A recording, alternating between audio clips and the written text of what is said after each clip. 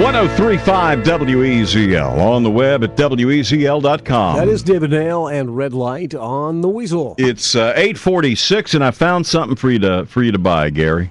Oh, yeah? I know you've been looking for something special. Well, I'll have to spend my money on good stuff. Well, this is good stuff. How about the original Aston Martin, driven by James Bond, the movie Goldfinger?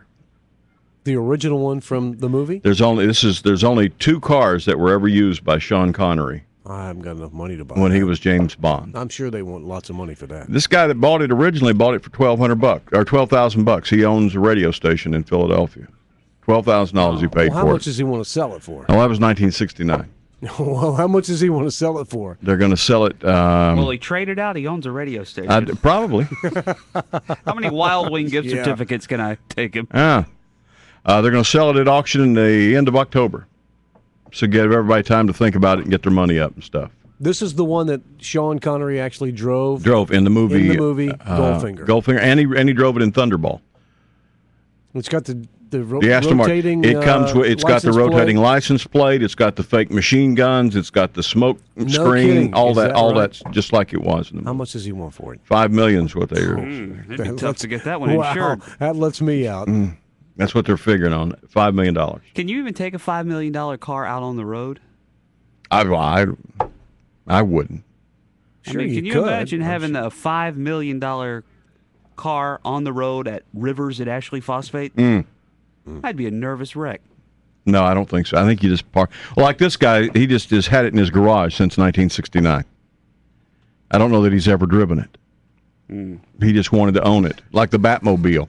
What a great investment, though, from $12,000 to $5 million. I'm sure he made more money on it than he's making on his radio station. That's right. Well, it depends on how many hits he's getting on the web. Well, that's true. He could be getting a lot of hits on the web now. That's true. Speaking of James Bond, did you see that guy on America's Got Talent last night? Oh, man. The James Bond, the guy who was doing the impressions? Yeah. Did you see him? I mean, I really laughed. He was so horrible. He was like from... now, America's Got Talent is like my favorite show.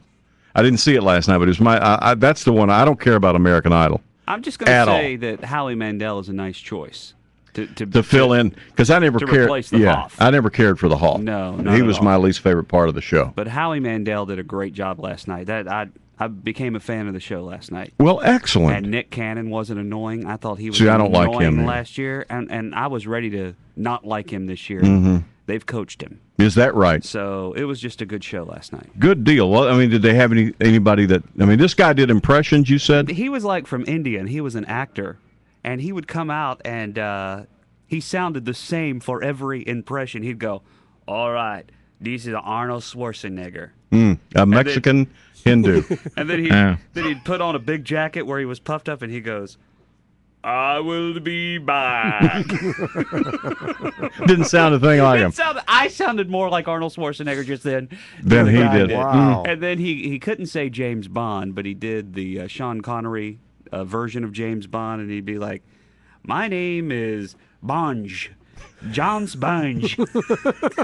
Maybe was he a comedian? No, this was part of his routine. He was an actor, and he was in town legitimately as an impersonator. Well, that's what that's the beauty of this show, is that the America's Got Talent. These are like ordinary people, most of them, who really do think they have some talent. He didn't get passed on though. No, he did. He was. How can you pass him on? He was so funny that they wanted to see more. It's just like they do on Idol. They put through some people who are really, really bad, so they can have somebody to eliminate later, and make others look better than they actually are.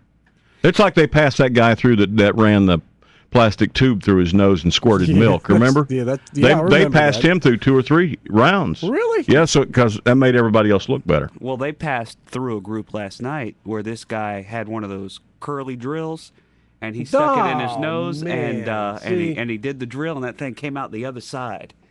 And then this lady was sticking. It was a trio of circus freaks, and she stuck a pin all the way through her cheek. And then this other lady was stapling stuff to her head. See, that's the kind of crap I don't want to see. No, that sounds like one of our sales meetings back there. You just described 3 of our salespeople. Which one uses the drill? Kristen. Well, Shane Staples. Shane Staples things to his head. He loses stuff, so he staples it right to his forehead. They'll hand him an assignment, and he'll write it down and staple it to his forehead. I've seen him do that at trivia. He'll write down trivia questions and staple them to his head and just pull them off. Get him on America's Got Talent. Maybe he can make some money for us. It's a fun. I think it's on again tonight, isn't it? I'm not sure. I think it's on again tonight. It was 2 hours last night. Okay. Well, I think they have another round tonight. But I enjoyed it. I stayed up till 10 last night to watch it. So. Well, that's and then the Hoff is starting his own reality show. Yeah. Which I can't imagine anybody sitting down in front of. Of course, I couldn't imagine anybody sitting down in front of Jersey Shore. Right.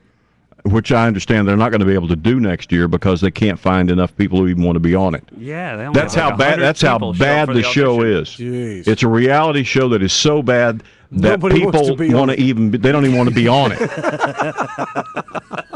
God. How bad can that be? Wow. It's 8:51 at WEZL. Big things come in.